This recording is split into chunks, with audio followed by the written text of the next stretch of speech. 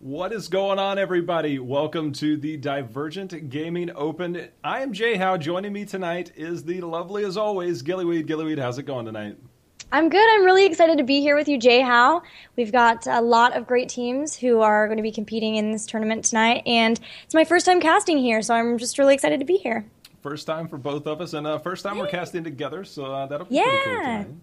Yeah, I'm really excited about that too. I've gotten to see some of your casts. We were both at Heroes Rising, but didn't actually get to cast together, so now we finally get to. There was the awkward first unofficial kind of meeting where she brought Zoya a taco. And I did. You had no idea who I was at the time, so I didn't expect a taco, but I was like, I could really go for a taco right now. Oh, I'm sorry. Next time next time we hang out in person, I will get a makeup taco for you. All right. So we've got an interesting team tonight that we're following, Gillyweed, or at least following in the first game, and we're obviously got to see how they do. Afro Doge, am I getting this right?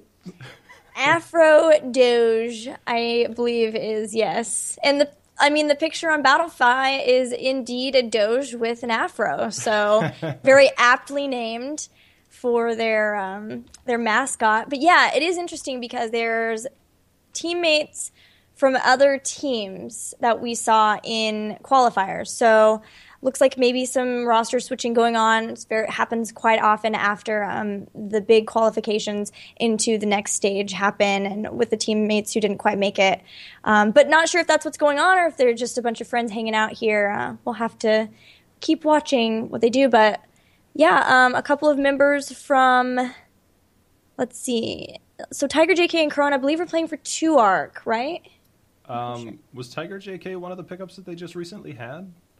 I think they were playing with him because I know they swapped out a few. Yeah, I'm pretty sure they were playing with him in the Enter the Storm, and then at least some of the later qualifiers. But it might have just been like trying out or whatever. But Crone was definitely on their team because he was one of their two Cho'Gall players. Yeah, he's been there for a handful of months, or at least was. I didn't see the official announcement. I know that 2ARC started recruitment. This could be for these spots that they're filling up.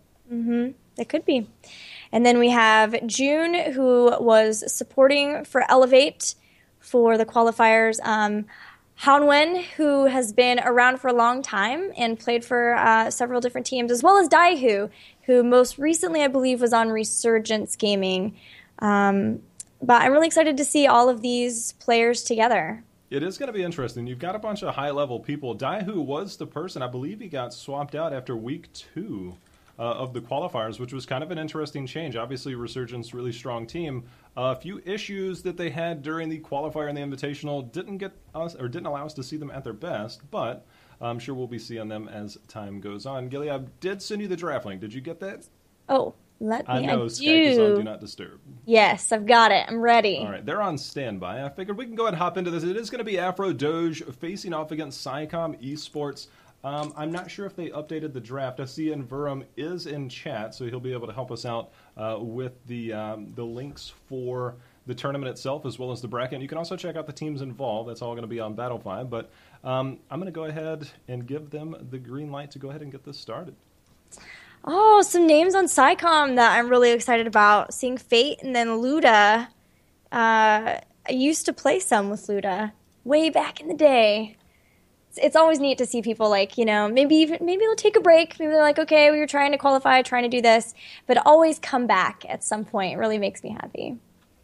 Yeah, it is always nice to see kind of familiar faces. I mean, it's one of those things, and it looks like chat is kind of confirming a little bit of what we heard for 2ARC. And again, tonight, if you guys are wondering, I am Zoya, and casting with me tonight is Dreadnought. Yeah. What's up, guys? How's it going?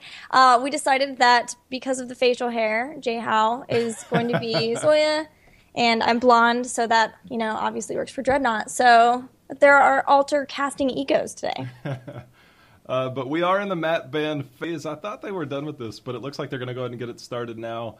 It's one of those things that always makes it interesting in these single elimination tournaments. I mean, anything can happen depending on who gets the map that they're best at. How this all works out can always be fun. Afro Doge, again, a lot of familiar faces. I'm really looking forward to seeing how they play. Yeah, I am as well. And we'll see pretty soon. So this is actually the map ban phase, like, or have they already done it and they're just kind of running through this? Do you know? I got the message in game saying that they were already doing the map ban, so I'm not Okay. sure if this is just an expedited version. I'm also really curious. I'm going to have to click on some of these things. You guys can check out the bracket. It looks like we have a couple people, or at least I saw one earlier. I see a team that's labeled, 2 teams, I guess, labeled for Heroes of the Dorm. Yes! So this is a great opportunity for teams to get really good practice in. I think that's one of the really cool things right now, Gilly. Yes, I'm really excited about that too. Registration ended yesterday for Heroes of the Dorm, so it's a great time for teams. You know, they've just kind of gotten together, and it's a great place for them to be able to come in and get more of the tournament mindset. You know, you don't get that with something even like Team League because there's not the bans, and so this allows you to really get into that mindset and get some practice with the all-important drafting phase, which apparently is happening right now. So hopefully we'll get to see some of those dorm teams later on. It is going to be cool. I'm kind of looking at the bracket to see where the potential is. Afro Doge would have to win a couple games, and then UTA, here's the dorm team. And I'm not sure what UTA stands for, but hopefully we'll get some information going forward. Oh, that's Euge and Claudius's team from Blaze. Oh, okay. So that's University UT Arlington is what UTA stands for. That's cool. Yeah, I'm really pumped for that. Team Blaze actually started from Heroes of the Dorm. Yeah, you know, I've heard that. That was just right before I got into this whole thing. So it's actually been really cool to hear a bunch of stuff. I actually got to listen to quite a bit about this. So Gillyweed does quite a bit in the Heroes community. If you guys don't already know, she was on Misclicks last night, which I got to watch. As I started to fall asleep last night, I was so tired. That was the coffee thing that I was telling you about before. Yes. But she did Misclicks last night. It had some of the team managers on there. So it was really cool to hear kind of that perspective from a lot of the teams up that you guys had on there. So I really enjoyed having them on and getting to hear that perspective too, especially since teams are in full-on prep mode for regionals. But our draft is underway, Jay. Should we talk a little bit about that? Yeah, Sky Temple, where teams love to prioritize Falstad for that movement. And first ban Falstad, followed up by Zagara, which, you know, is always a strong hero, which means that we are getting Li Ming and Rhaegar both let through here. And no surprise, both teams with those for their first picks there. Yeah, I'm loving that with so many considered OP heroes right now that you can still get something good even with bans like that. Though we do often see Falstad and Zagara bans happening in a lot of the drafts, at least that I've seen through the qualifiers. But Li Ming, she had a lot of changes that came in this week's patch. Astral Presence was changed. Most notably, S of Johan was removed. Yeah. That's the big deal. Magic Missile damage, I believe, was reduced. Diamond Skin was reduced as well, that shield. There were just a lot of different changes that came in to really try to bring her more into the fold. But a lot of teams still, even with those changes, seeing the emphasis from her, her amount of damage that she can put out, and especially once like you can poke people down for a long time and then just as soon as she goes in, use that cooldown reset to get plenty of takedowns. Yeah, it's been quite a change. You know, I got to play in a couple games just earlier today as well as a few games this week, and it definitely has a different feel than she did. I remember there was a lot of people, because the balance patch they knew was coming, and I remember people saying, oh, I want to get a few games in with Li Ming before she gets broken. Before she gets nerfed. So that was always fun. And for you guys that are wondering, Stitches is still banned from most tournaments, pretty much all tournaments that you're seeing, involving a bug that happens during custom games only. It doesn't. I believe it's not been reported in any type of Hero League games.